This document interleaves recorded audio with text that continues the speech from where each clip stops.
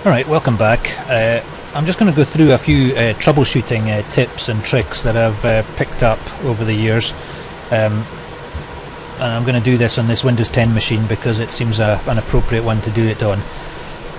First of all, I wanted to look at the Adobe Connect add-in. You noticed when we did the demo PC there, the Adobe Connect add-in installed completely seamlessly with the green ball.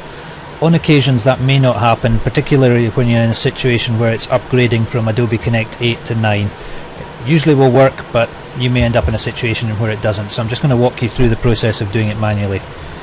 First thing you need to do is come down and go into your control panel, and when you get into control panel you want to uninstall a program.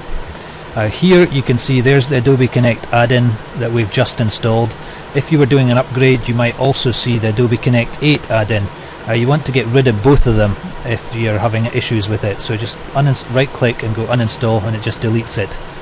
At this point we can come back and we can either run the green ball and let it try and reinstall at that point in time, or I'll quickly walk you through the process of installing it manually here. Within Windows 10, Windows 8, Windows 2012 there are two browsers. There's Microsoft Edge here on the taskbar, and there's, if I just type in iExplore, you've got the desktop version which is there. That's under Windows Accessories if you drill down into the menu. The plugin works in both of these, but it's just I always find it easier to use iExplore, and that's the one that Greenball is using. So we just come in and we manually type in our URL, which would be anywhere 4, or you'd be anywhere 3 or anywhere 2 at learningtree.com, and then your room number, and my room, as you remember, was PD Lab. Yours would be of the format C course number hyphen sequence number. So you type that in, log in with your Anywhere username and password.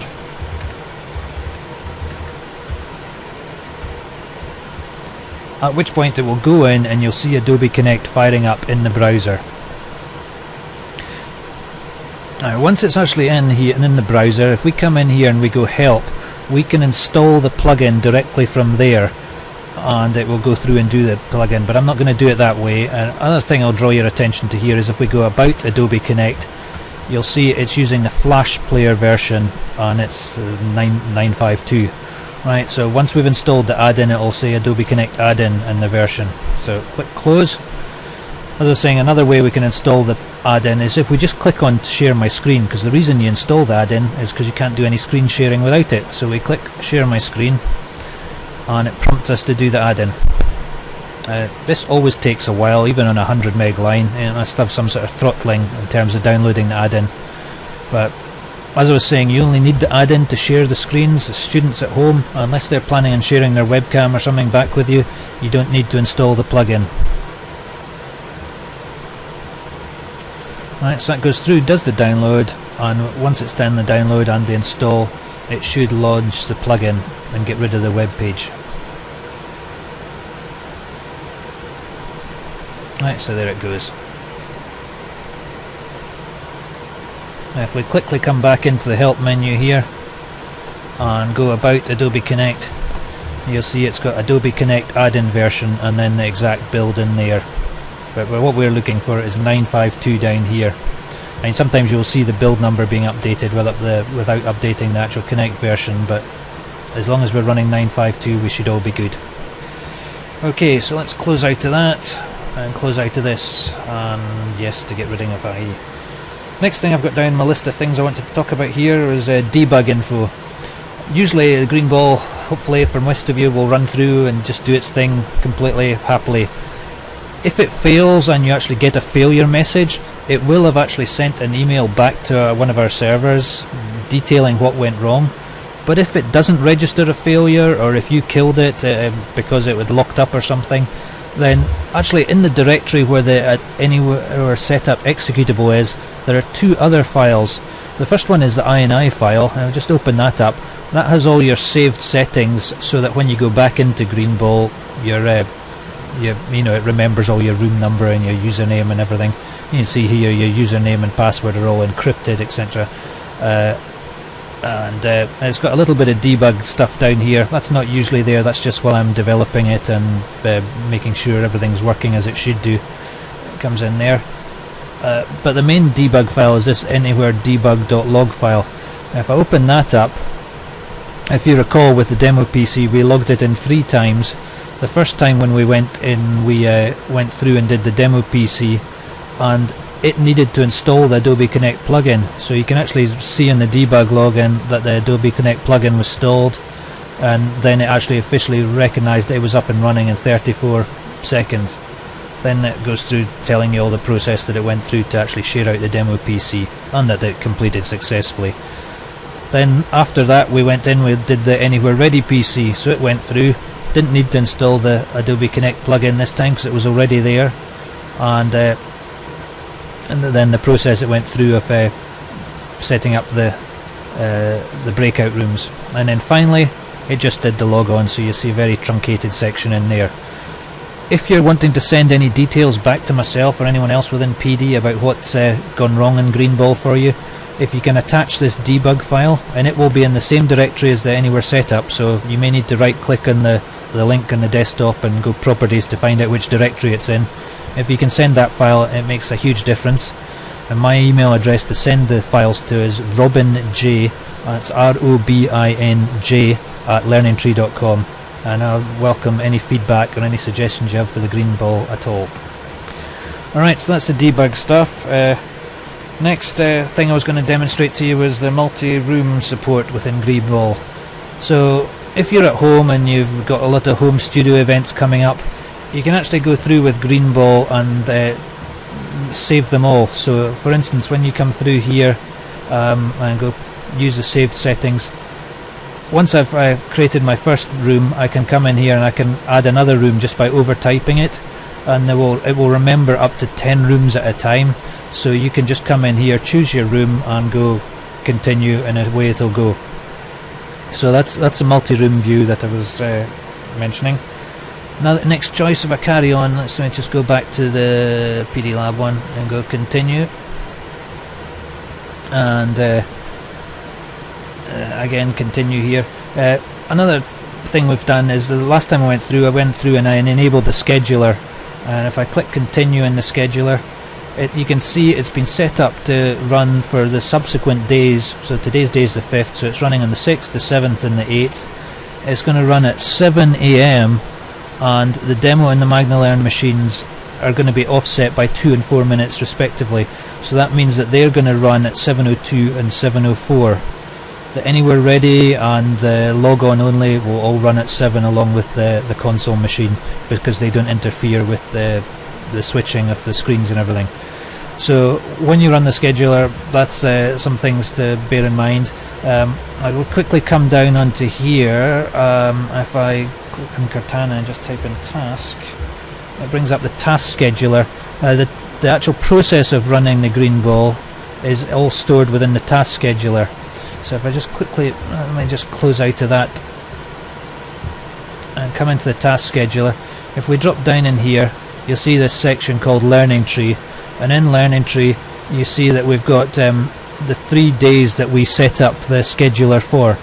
So on day 1 it's going to run, and it's going to trigger at 7 AM, and that'll run that once, and then it'll get rid of it.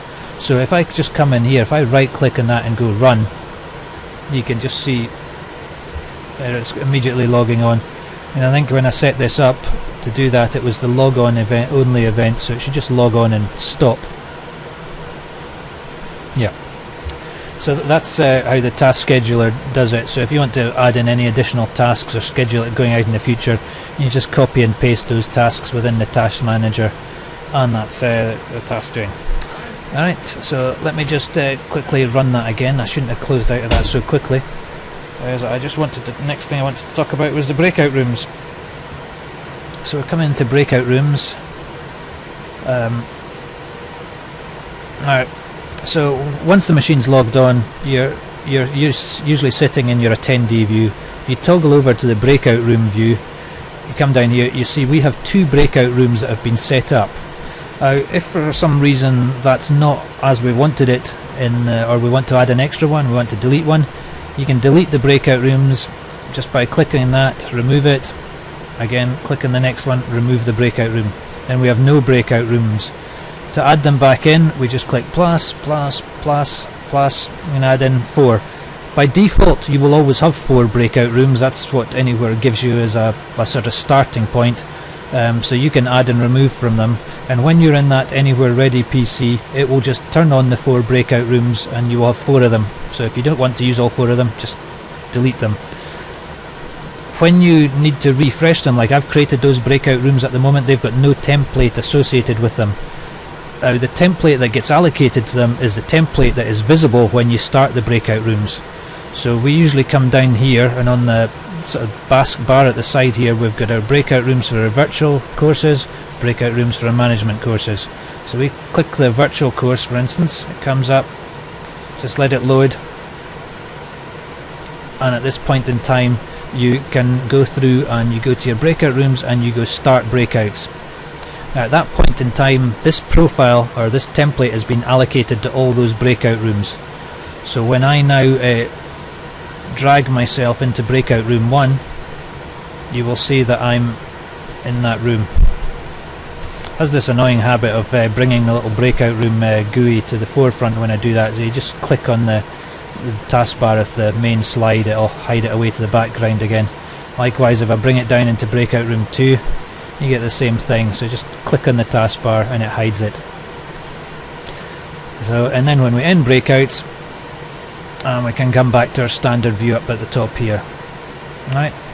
Now if I go start the breakout again, you'll see it immediately switches back to the view that we've allocated to that session. Okay, so that's how you start and stop and delete and create breakout rooms. One final thing I wanted to draw your attention to was the process of updating Greenball, which is it's extremely important that you try and keep it up to date. And if I just if I delete my settings files here and then run it, it should check with the FTP server and cancel that again, just run it one more time.